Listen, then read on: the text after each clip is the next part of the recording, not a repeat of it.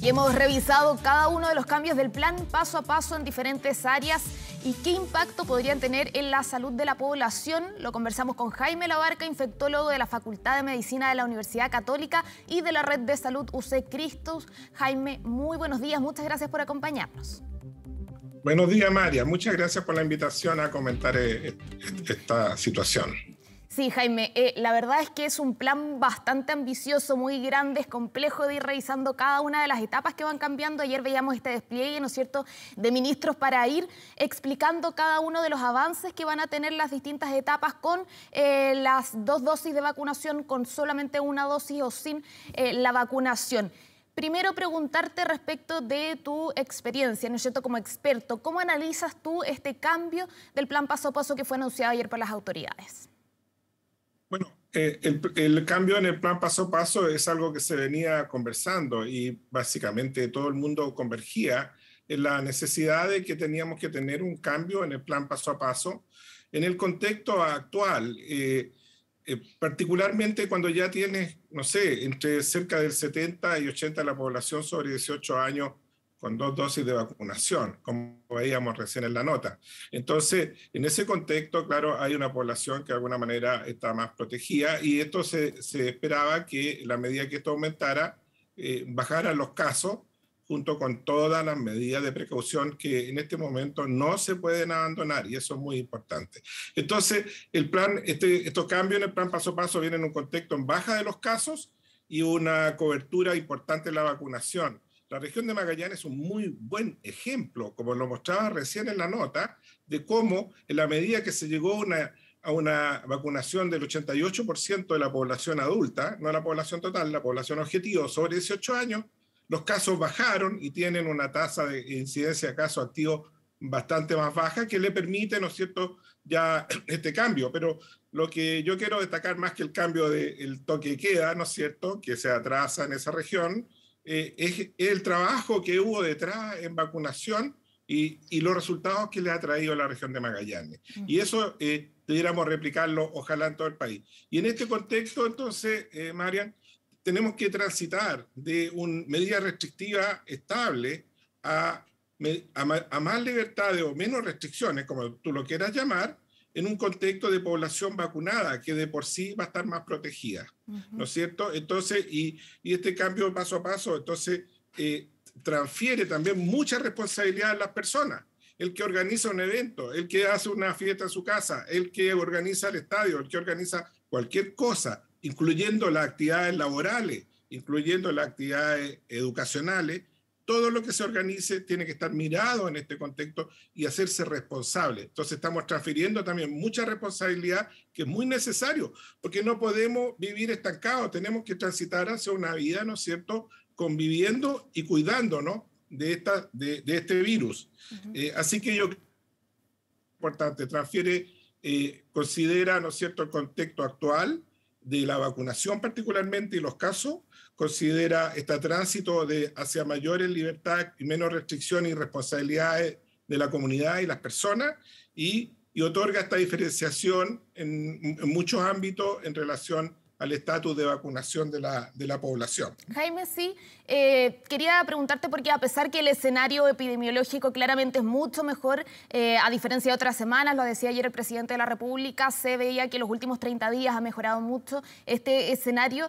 Hay que estar muy alerta, por ejemplo, a la variante Delta. Todavía no sabemos cómo se va a desarrollar en nuestro país. Es una variante muy incipiente. La información que tenemos de esa variante también es muy básica, ¿no es cierto? Hay que estar alerta a cómo se desarrolla eso para ver si es que también este plan podría modificarse en el futuro.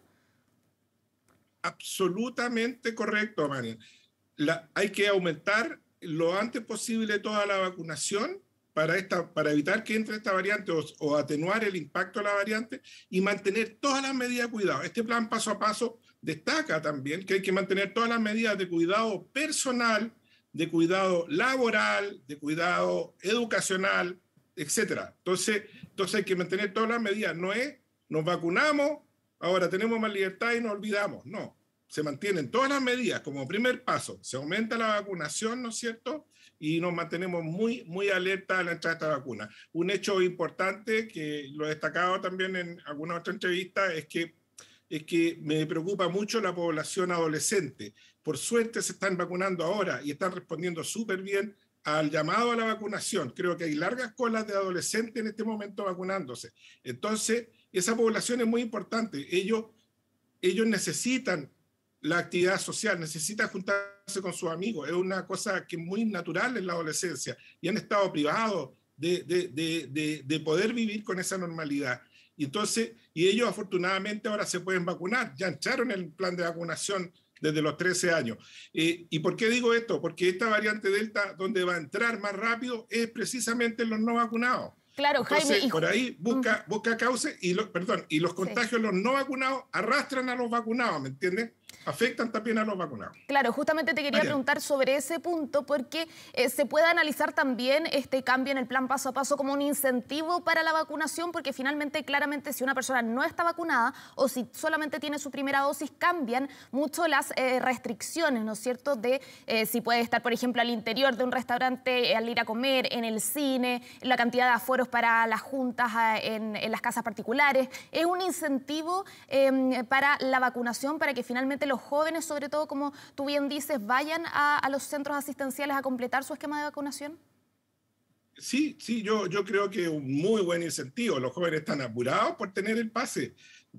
Incluso van a vacunarse el primer día que ya pueden ir a vacunarse o prefieren una primera dosis como para tener este pase lo antes posible. Ese es un incentivo y fíjate que ya lo vimos que cuando se anunció el pase de movilidad, inicialmente todos los grupos que no se habían vacunado subieron dramáticamente la tasa de vacunación de primera dosis. Rápidamente respondieron y dijeron, me estoy quedando afuera de poder tener menos restricciones, ¿te fijas?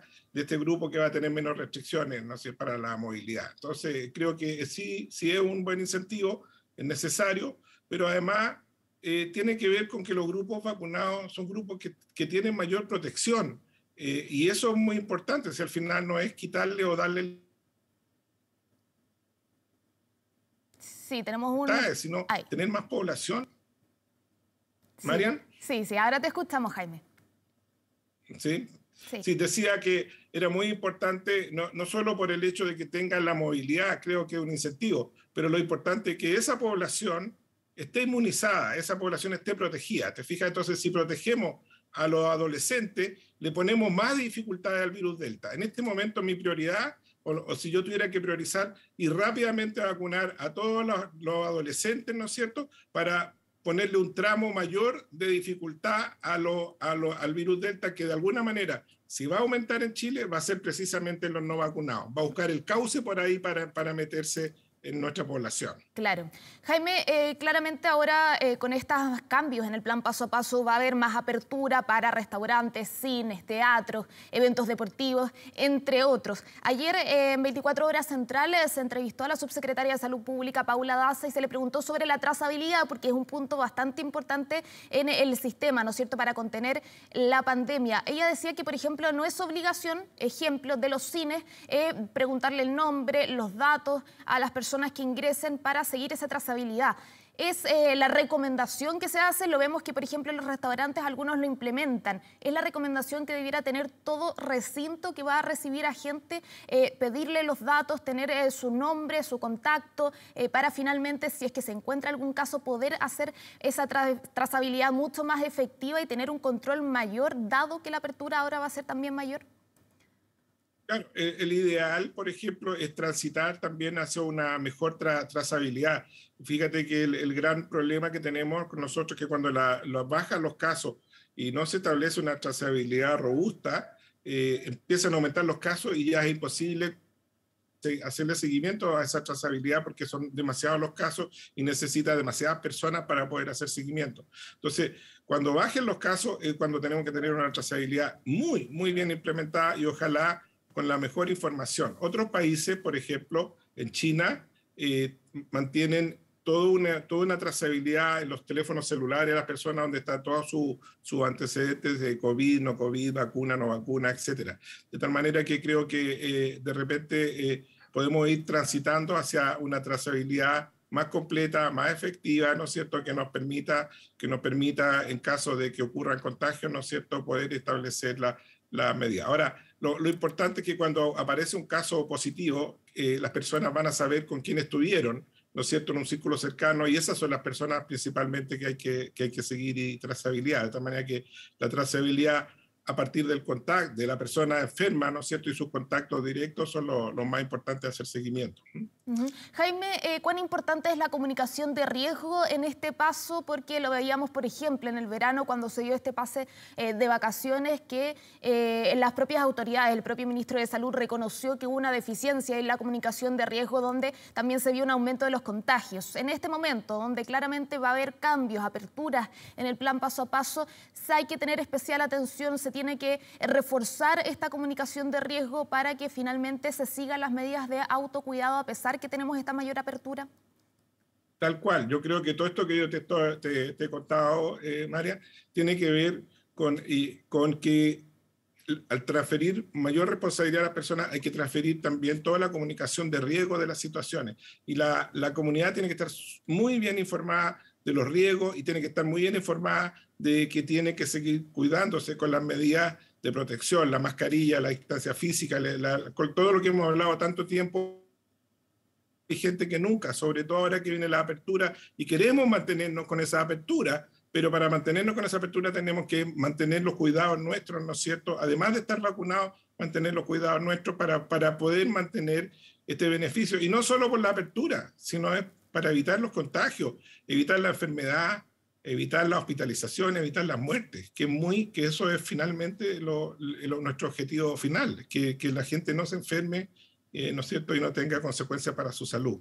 Así Jaime, que yo creo que creo que el punto número uno en lo que yo vi en el plan paso a paso decía comunicación de riesgo, y eso creo que las autoridades tienen que ponerle mucho énfasis, porque como tú sacabas en cuenta el año pasado o en el verano pasado, la gente, en vez de irse a un lugar retirado, tranquilo, solo, lo más seguro para ellos o su familia, se iban a lugares con alta concurrencia, y obviamente eso no era bueno para los contagios, porque obviamente volvieron todos con mayor contagio, que fue lo que pasó en marzo. Sí, Jaime, muy breve, y por último quería preguntarte respecto de los colegios, jardines infantiles que pueden volver a tener clases en cuarentena, sobre todo que estamos en esta etapa de invierno, ¿no es cierto? ¿Cuáles son las recomendaciones para los apoderados, para los padres que finalmente envíen a sus hijos en estas condiciones, en comunas que pueden estar en cuarentena también?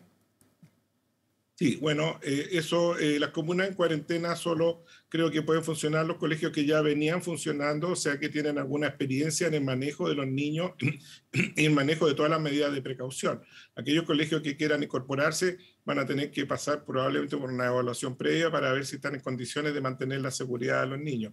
Después, es muy importante que los padres estén súper atentos, ¿no es cierto?, a las comunicaciones. El colegio tiene que tener un muy buen sistema de comunicación y contacto con los padres, porque hay todo un protocolo, ¿no es cierto?, en caso de que un niño aparezca enfermo, ¿no es cierto?, se hacen los exámenes y después se notifica rápidamente si sale positivo, y rápidamente se establece la cuarentena para todo el curso o lo que sea necesario. Entonces hay que estar súper alerta a la comunicación en los colegios y también súper alerta a los síntomas de los niños. Ahora, hay que recordar que muchos niños no tienen coronavirus, aunque el coronavirus tampoco hay que disminuir la importancia de los cuadros virales respiratorios, porque el coronavirus es el virus que está circulando predominantemente en la población todavía. Entonces, no hay que decir es un resfrío nomás, sino si el niño está más que un resfrío, está decaído, hay que rápidamente pensar como primera posibilidad en coronavirus, hacer los exámenes, reportar al colegio, desde la familia también.